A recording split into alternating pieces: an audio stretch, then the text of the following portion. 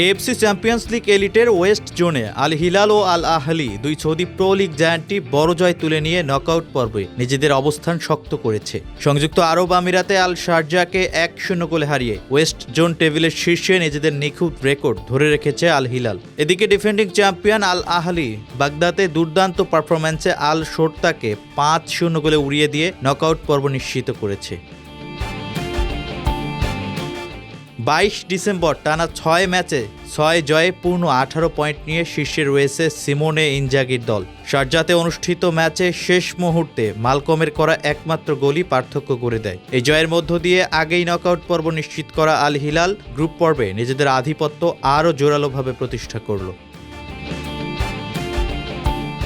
এই জয়ের পর ইরানের ট্রাক্টর এফসির চেয়ে 4 পয়েন্ট এগিয়ে রয়েছে আল হিলাল। একই দিনে ট্রাক্টর এফসি কাতারের আল দুহাইলকে 2-1 গোলে হারায়। পাশাপাশি সংযুক্ত আরব আমিরাতের আল ওয়াহাদার চেয়ে 5 পয়েন্টে এগিয়ে আছে সৌদি ক্লাবটি। আল ওয়াহাদার কাতারের আল ঘারাফার বিপক্ষে ম্যাচ তখনও বাকি ছিল। অন্যদিকে ডিফেন্ডিং চ্যাম্পিয়ন আল আহলি বাগদাদে দুর্দান্ত পারফরম্যান্সে আল শোরতাকে 5-0 গোলে উড়িয়ে দিয়ে নকআউট পর্ব নিশ্চিত করেছে। ম্যাথিয়াস ইসাইসলের দল এই জয়ের মাধ্যমে 6 ম্যাচে 13 পয়েন্ট সংগ্রহ করে 12 দলের লিগ টেবিলের টপ 8 নিশ্চিত করে শেষ 16তে উঠে যায়। ইরানের ট্রাক্টর এফসির সঙ্গেই তারা নকআউট পর্বে জায়গা করে নেয়।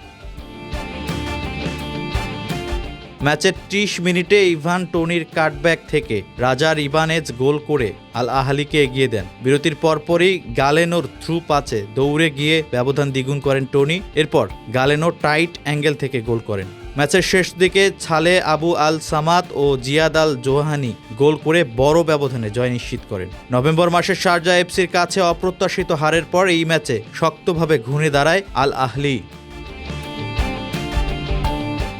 এএফসি চ্যাম্পিয়ন্স লিগ এলিটে পূর্ব ও পশ্চিম এরিয়ার লিগ পর্ব থেকে শীর্ষ 8 দল শেষ 16তে উঠবে। মার্চের শেষ 16 ম্যাচগুলো অনুষ্ঠিত হবে আর কোয়ার্টার ফাইনাল, সেমিফাইনাল ও ফাইনাল আগামী এপ্রিলে সৌদি আরব আয়োজন করবে।